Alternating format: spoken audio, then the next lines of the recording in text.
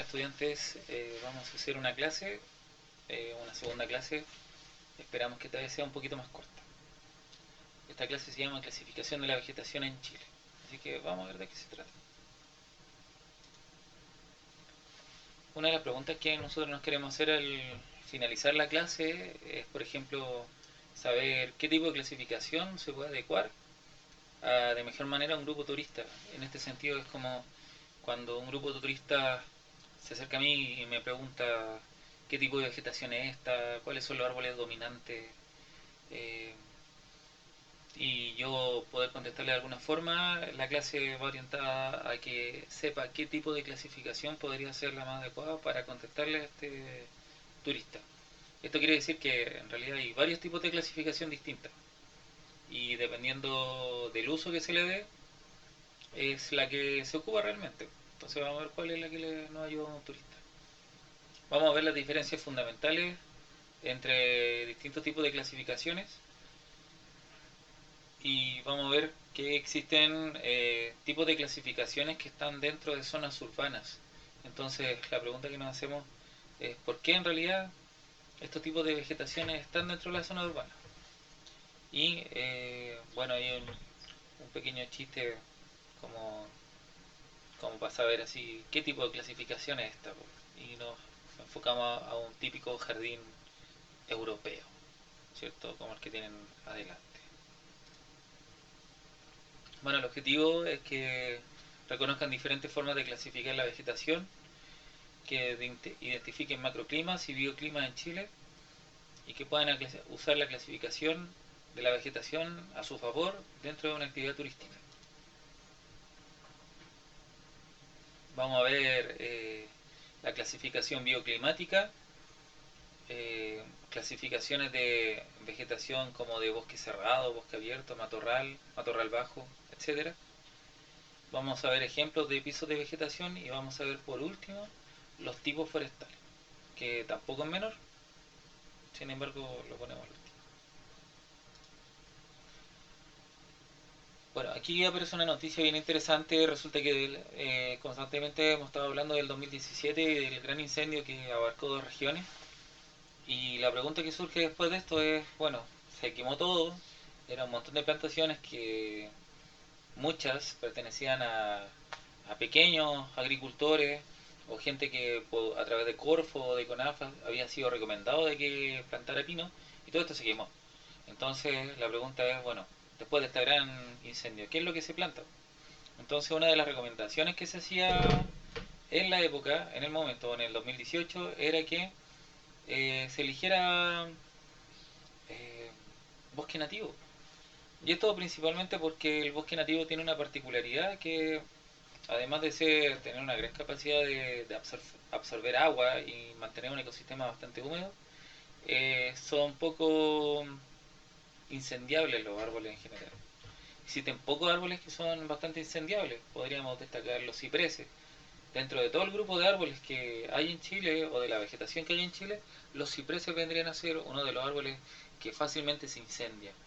Pero en una zona central o en una zona sur, no extremo sur, la presencia de cipreses va a estar dada en zonas que más que nada son lugares de difícil acceso, laderas de volcanes, en, en ríos de lava ya secos, y presentes también dentro de los bosques, pero en realidad la mayoría del bosque donde hay cipreses generalmente van a ser árboles que tienen una gran tolerancia o una gran cantidad de agua y que pueden tolerar de manera bastante plena los incendios.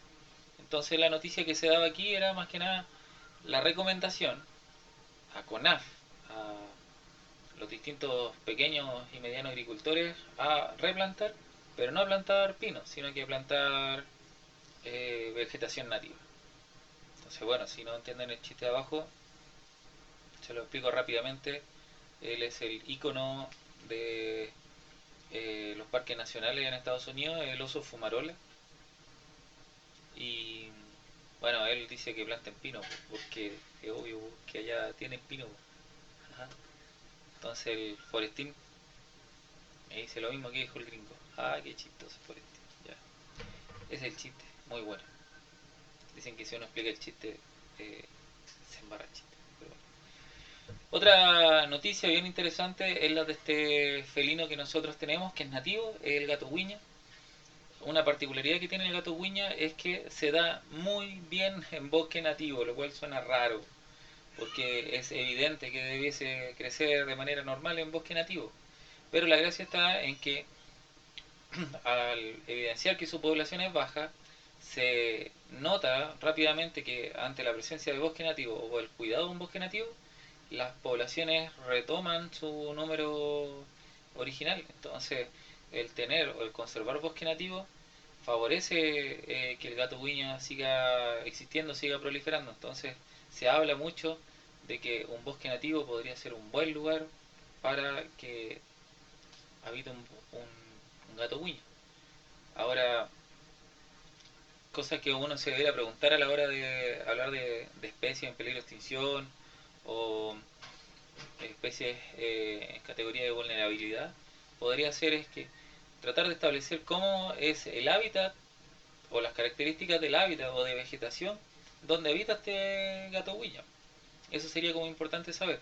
Y también sería importante saber dónde estas mismas condiciones de hábitat en relación a la vegetación podrían estar replicándose. Entonces, la estrategia típica que uno se plantea generalmente es esto. Es si es que sería útil dentro de un sistema como de conservación, sería útil trasladar a un animal, traslocarlo, sacarlo de su hábitat natural, cosa que ese hábitat natural sea reemplazado por otra cosa y volver a colocarlo en otro hábitat que tenga características semejantes. ¿Será eso recomendable? Entonces ahí queda planteada la duda.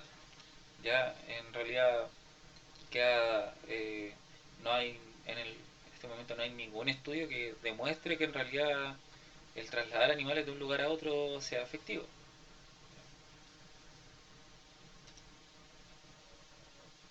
Y por ejemplo tenemos el caso del Parque Nacional Fray Jorge.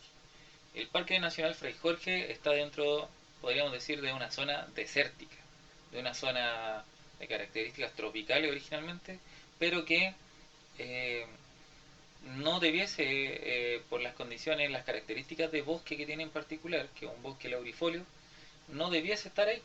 Sin embargo, el tener una condición de humedad particular en esa zona favorecería la existencia de este bosque o la permanencia. Entonces nos preguntamos, ¿cómo es que llegó ese bosque ahí? Y la pregunta se resuelve principalmente tratando de entender de que originalmente las condiciones climáticas de ese lugar eran mucho más favorables y había mucha más humedad, por tanto esta era la continuidad de un bosque que venía desde el sur y que en el quizás los últimos años o 500 años este bosque se vio aislado principalmente por distintos tipos de deforestación. Entonces tenemos la presencia de plantas o de árboles que cuando se analizan, se comparan, se ven de que están también presentes en el sur, los típicos árboles de bosque laurifolio. Entonces, eh, uno podría entender de que ese bosque es un relicto, y un relicto vendría a ser una evidencia de una vegetación en este caso de tiempos anteriores. O sea, antiguamente la vegetación de esa zona era así.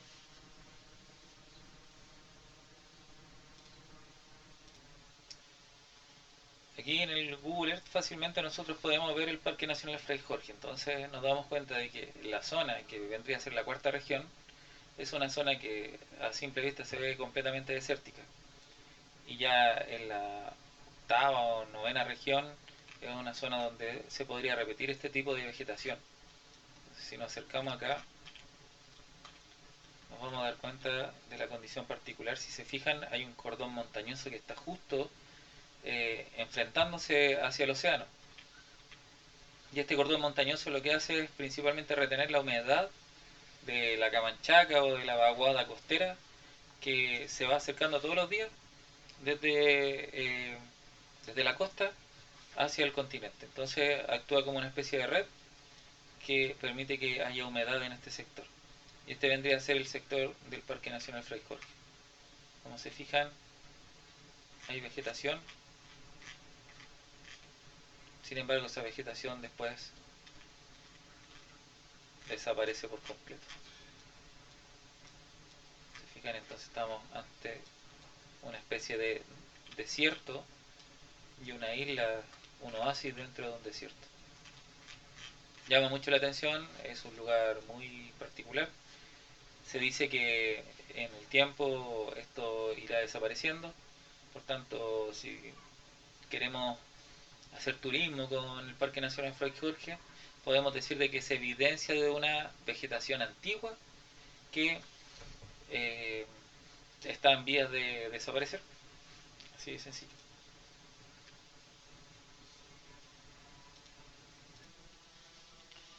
Bueno, vamos a partir con la materia. Existen 5 macroclimas a nivel mundial. Estos 5 macroclimas, en el fondo, están definidos por la magnitud y la estacionalidad de las temperaturas y las precipitaciones.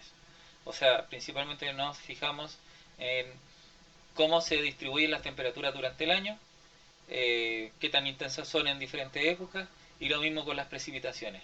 Tratamos de analizar o de ver las distintas intensidades de precipitaciones en las distintas estaciones del año. Entonces, son 5 tipos, como les dije. Son el tipo tropical, el mediterráneo, templado, boreal y polar. Nosotros en la zona continental tenemos 4. En todo Chile tenemos 4 macro bioclimas. Tenemos el macro bioclima tropical, el mediterráneo, el templado y el antiboreal. Y el polar vendría a ser el clima presente en la Antártida.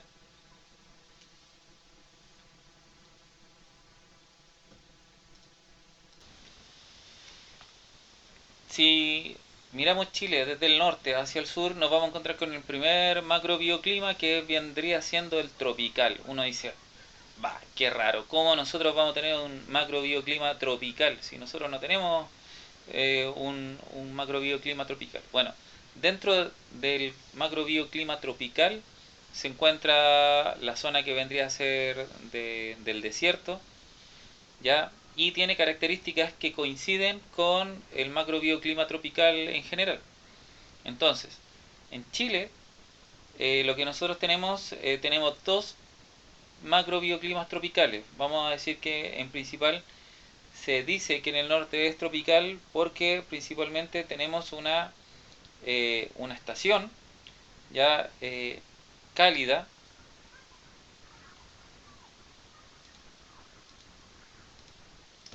perdón, lo que venía diciendo es una estación cálida con una mayor cantidad de precipitaciones que en la estación fría. Esto viene a decir, quiere decir que, por ejemplo, en el verano llueve mucho más que en el invierno.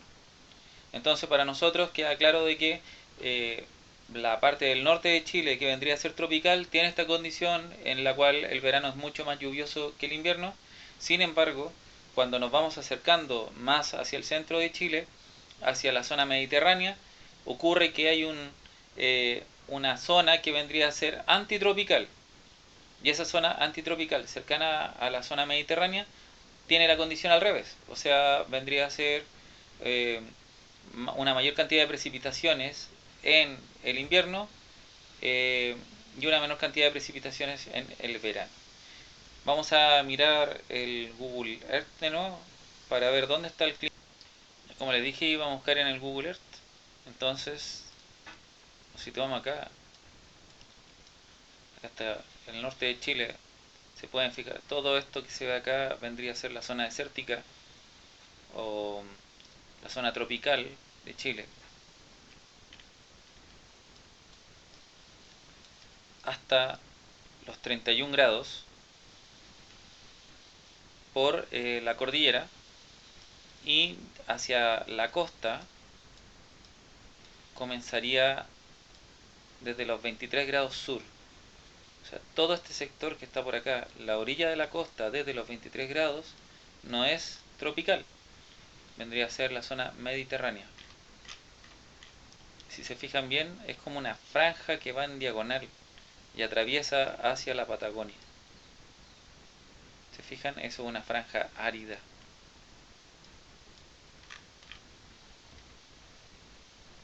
Entonces, eso es principalmente el macrobioclima tropical que tiene Chile, bastante particular, destacado principalmente por lo que vendría a ser la zona del desierto de Atacama, por ejemplo. Ahora, Fray Jorge particularmente se encuentra acá, en una zona macrobioclima mediterráneo. Sin embargo, está rodeado por desierto. Entonces la pregunta es, bueno, ¿por qué toda esta zona es desértica? Si en realidad no debiera ser un desierto. ¿Qué será? ¿No? Lo habremos visto en clase antes. Bien, continuemos. El otro macrobioclima que existe es el mediterráneo. Está en la zona central, va desde los 23 grados sur y va penetrando hacia el interior a la latitud del paralelo 25.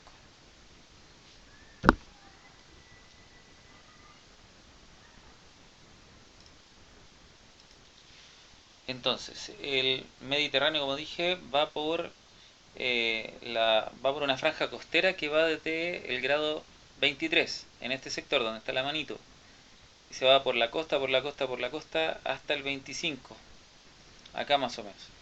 Y aquí se genera una diagonal hasta el ángulo 31.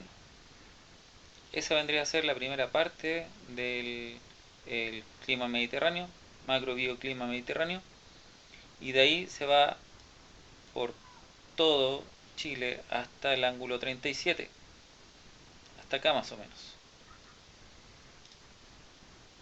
Y después del ángulo 37 el clima mediterráneo pasa a ir solo por la depresión intermedia hasta el grado 39, hasta por acá más o menos, que vendría a ser este sector Temuco. ¿Ya? Eso más o menos. Ahora, ¿cuáles son las características de este clima mediterráneo en particular? La gracia de este clima mediterráneo es que tiene una fuerte estacionalidad. Significa que las cuatro estaciones, otoño, invierno, primavera, están muy marcadas. Tanto así que el mes más lluvioso viene a ser coincidente con el mes más frío. Entonces entendemos de que en un clima mediterráneo el invierno estaría marcado por un mes frío y ese mes frío llovería mucho más. Al contrario, el verano tiene la particularidad en Chile que tiene los meses con mayores temperaturas y además tendría los meses con mayores sequías. Y en el clima mediterráneo estamos hablando de por lo menos 2 meses de sequía, 2 meses completos de sequía.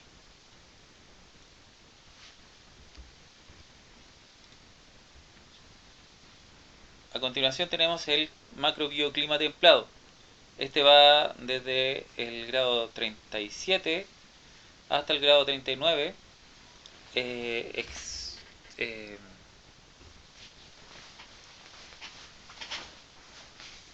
excluyendo la depresión intermedia, y recorrería casi todo el extremo austral, o sea, llegaría hasta el final de Chile, pero va a excluir algunas zonas de Tierra del Fuego y zonas más australes porque esas zonas van a estar cubiertas por el macrobioclima antiboreal.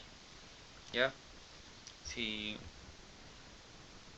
miramos el Google Earth,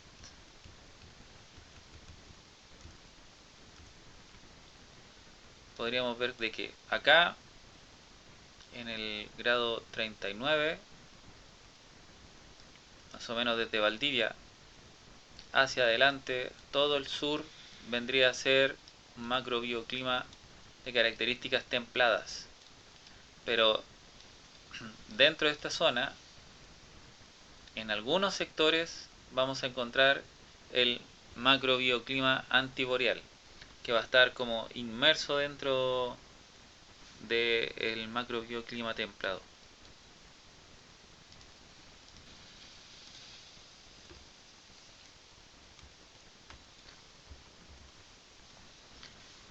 El macrobioclima templado, como característica que se podría destacar a diferencia del Mediterráneo, está en la ausencia de estos 2 meses de sequía. Esto quiere decir de que solo en las zonas limítrofes entre el clima mediterráneo podríamos tener una transición entre 1 a 2 meses de ausencia de lluvias, pero el resto de la zona de macrobioclima templado tendría lluvias todo el año. Esa vendría a ser la principal diferencia con el macrobioclima mediterráneo y es más o menos lo que define al macrobioclima templado.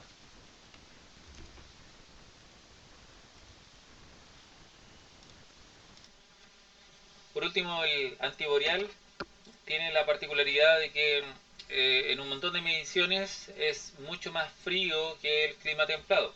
Eso vendría a ser lo que lo vendría a diferenciar. Se distribuye en la parte sudoccidental de los archipiélagos magallánicos. Entonces, si nosotros nuevamente nos acercamos al Google Earth, vamos a buscarlo. Fijémonos en esta zona, casi llegando hasta Chiloé. Todas estas islas que se ven acá, que están fragmentadas, que vendrían a ser fiordos o archipiélagos como tal, todo esto vendría a ser el archipiélago magallánico. Entonces, la parte que está más expuesta hacia el océano Pacífico, ese sector vendría a corresponder al macrobioclima antiboreal. Ya, principalmente eso, el sector de los fiordos, de los archipiélagos, que están orientados de cara hacia el océano Pacífico. Eso principalmente. De estos macrobioclimas se desprenden bioclimas. Y estos bioclimas son subdivisiones de los macrobioclimas. Y en Chile tenemos varios. Entonces, por ejemplo, acá los podemos ver.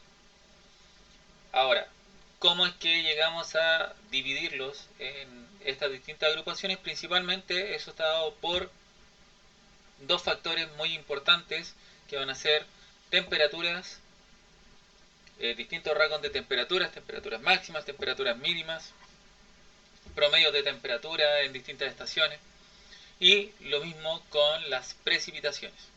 Entonces, recuerden, para poder determinar los distintos tipos de bioclimas dentro de un macroclima, se establecen las diferencias que existen entre las temperaturas de cada bioclima y las precipitaciones de cada bioclima. Entonces, como podemos ver acá, en la zona continental de Chile, nosotros podemos encontrar hasta 12 tipos de bioclimas. Acá están representados por color.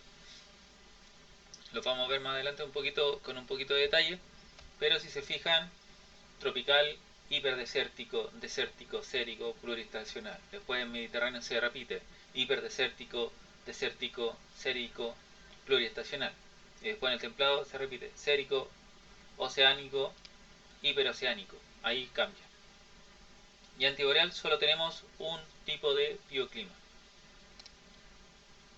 Entonces, lo que ustedes ven acá, en esta imagen, son distintos tipos de estaciones pluviométricas o estaciones que miden la lluvia, las precipitaciones. Y en esta otra tabla ustedes pueden ver las estaciones termopluviométricas, o sea que además miden temperatura.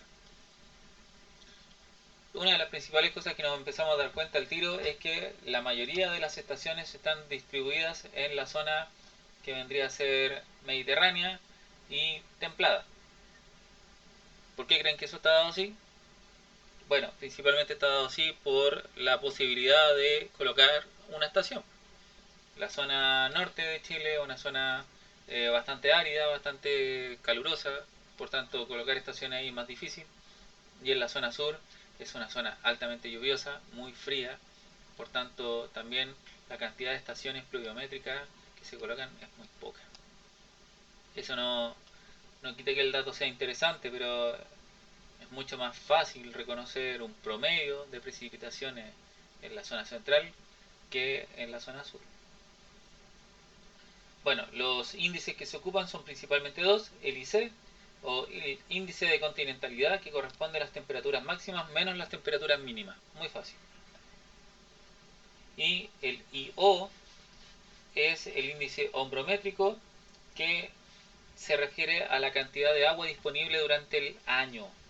¿ya?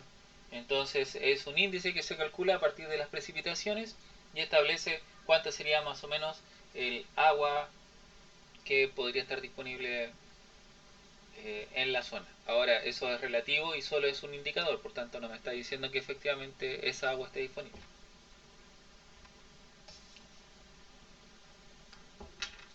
Acá tenemos eh, los distintos ejemplos de los bioclimas tropicales que hay en Chile: el hiberdesértico, el desértico, el sérico y el pluriestacional.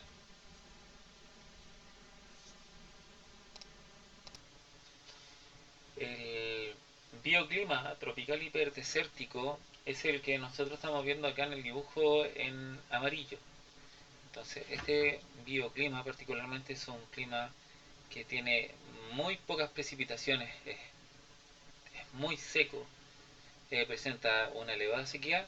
Sin embargo, a pesar de estas características de hipersequía, si se puede decir, es rico en varios elementos vegetacionales, dentro de los cuales nosotros vamos a encontrar diferentes pisos de vegetación, uno de los cuales es el que se conoce con el nombre de desierto absoluto. Otros son matorrales desérticos y matorrales bajos desérticos. Eso principalmente. Un ejemplo de eso podría ser lo que estamos viendo acá, que corresponde a el desierto florido. Entonces nosotros vamos a encontrar que durante todo el año no se va a ver nada de vegetación. Sin embargo, bajo la presencia de una mínima lluvia, aparecen estas plantas que son de tipo anual, florecen rápidamente, generan semillas y estas semillas quedan durante el resto del año seco hasta una próxima lluvia. Luego está el bioclima tropical desértico. Esto se extiende en las laderas bajas de la cordillera de los Andes. Entonces uno lo puede ver en amarillo, en un amarillo un poquito más oscuro. Representantes de este tipo de bioclima es la especie A triplex, que es la que se encuentra acá en amarillo, esta que estoy marcando aquí con el cursor, ¿ya? Ese es como el típico representante de el bioclima tropical desértico. Vendrían a ser estos matorrales bajos desérticos y matorrales bajos de altitud. ¿Ya? Eso sería principalmente el tropical desértico.